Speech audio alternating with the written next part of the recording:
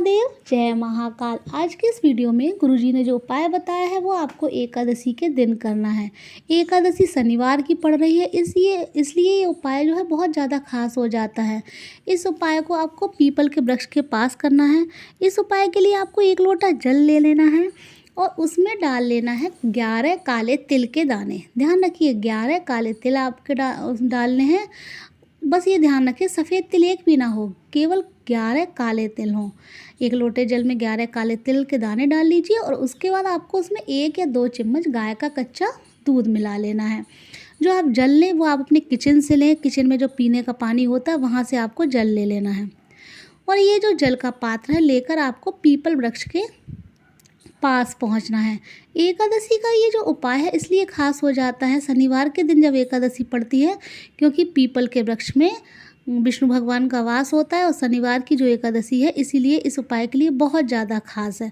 तो बस ये आप पात्र लेकर जल का आपको जाना है पीपल वृक्ष के पास। वहाँ जाकर आपको ये जल समर्पित कर देना है पीपल के पेड़ के जड़ में। ओम नमो भगवते वासुदेवाय का जाप करते हुए। बस ये ध्यान रखना है जब आप जल समर्पित करें तो आधा जल समर्पित करना है, आपको पूरा जल नहीं समर्पित करना।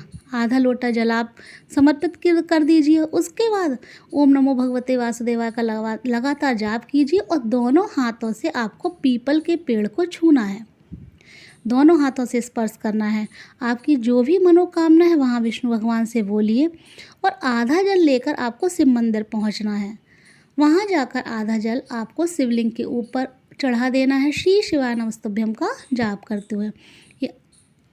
बस ये ध्यान रखें जब आप जल चढ़ाएं तो आपका जो मुख है वो उत्तर दिशा की तरफ होना चाहिए।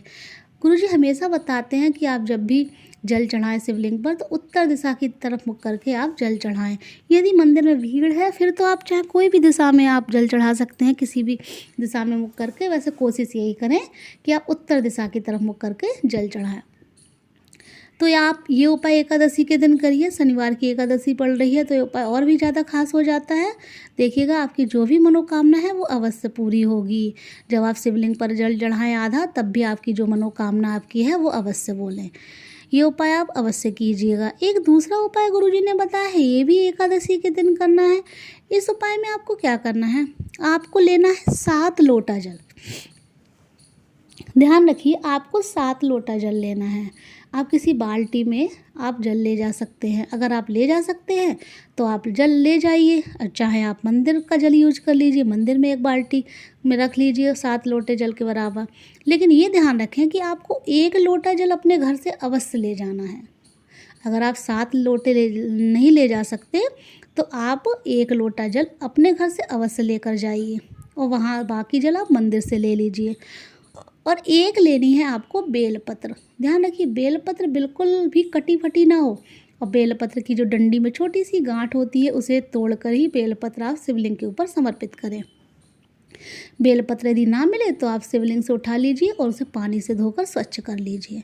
तो आपको 7 लोटे जल और 1 बेलपत्र लेकर शिव मंदिर पहुँचना है। वहाँ जाकर आपको क्या करना है, वो जो आप बेलपत्र लेकर गए हैं, ध्यान रखिए जो आप बेलपत्र लेकर गए हैं सबसे पहले वो बेलपत्र आपको माता अशोक सुंदरी वाले स्थान पर चढ़ानी है। माता अशोक सुंदरी का स्थान वही होता है जहाँ से जल नीचे गिरता है। जल जो नीचे गिरता है और जहाँ एक लंबी सी लाइन बनी होती है, कहीं कहीं सांप की आकृति बनी होती है, तो जो मोटी सी लाइन होती है वही माता अशोक सुंदरी का स्थान कहलाता है। तो आपको वहाँ समर्पित कर देनी है। बस ध्यान रखना है बेलपत्री की जो चिकनी वाली साइड होती है वो माता अशोक सुंदरी वाले स्थान में स्पर्श करनी चाहिए।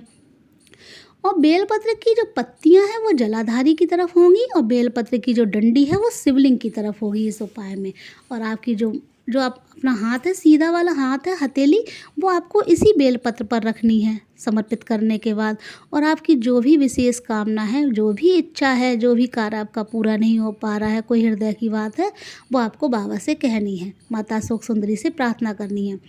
अब आपने बेलपत्र समर्पित कर दी, डंडी शिवलिंग की तरफ होनी चाहिए और पत्तियाँ जलाधारी की तरफ। अब आपको ये बेलपत्र उठानी है यहाँ से और उठाकर यही बेलपत्र, क्योंकि एक ही बेलपत्र ले जानी है, अब इसे माता सुंदरी वाले स्थान से आपको उठा लेना है और आपको यही बेलपत्र शिवलिंग के ऊपर समर्पित कर देनी है। शिवलिंग में ऊपर इस तरह से समर्पित करनी है कि जिधर आप खड़े हुए हैं, चाहे जिस भी दिशा में खड़े हुए हों, वैसे तो गुरुजी उत्तर दिशा की तरफ मुख करके कहते हैं कोई भी उपाय करें, लेकिन अगर आप जिस भी दिशा में खड़े हुए हैं तो ये बेलपत्र उठाकर आपको शिवलिंग पर इस तरह से समर्पित करनी है कि जो बेलपत्र की पत्ती है वो आपकी तरफ होनी चाहिए। ध्यान रखिए, बेलपत्र की जो पत्ती है वो आपकी तरफ होनी चाहिए और बेलपत्र की डंडी आपकी अपोजिट दिशा में, डायरेक्शन में होनी चाहिए, विपरीत दिशा में। तो इस तरीके से आपको ये उपाय करना है। उसके बाद आपको क्या करना है, जो 1 लोटा जल है, 1 लोटा जो जल है आप अपने घर से ले गए हैं, वो आप उसी मंदिर वाले जल में मिला लीजिए। और चाहें तो आप क्या करें, आप छोटे छोटे जो लोटे होते हैं उन्हें मिलाकर आप किसी बाल्टी में घर से भी ले जा सकते हैं 7 लोटा जल। तो वो मिलाकर आपको 1 लोटा जल आपको शिवलिंग के ऊपर समर्पित कर देना है और कुंदकेश्वर महादेव के नाम का स्मरण करना है। फिर आपको 1 लोटा जल लेना है, फिर आपको शिवलिंग के ऊपर समर्पित करना है उसी बेलपत्र के ऊपर और आपको कुंदकेश्वर महादेव के नाम का स्मरण करना है। इसी तरह आपको 7 लोटा जल 7 बार में समर्पित कर देना है शिवलिंग के ऊपर। ये उपाय बहुत ज़्यादा खास है। गुरुजी कहते हैं कि यदि आप ये उपाय करेंगे तो आपका कोई भी असंभव कार्य है वो अवश्य ही संभव हो जाएगा। यदि आपको वीडियो अच्छी लगी है तो प्लीज़ वीडियो को लाइक करें, चैनल को सब्सक्राइब करें और कमेंट में हर हर महादेव अवश्य लिखें।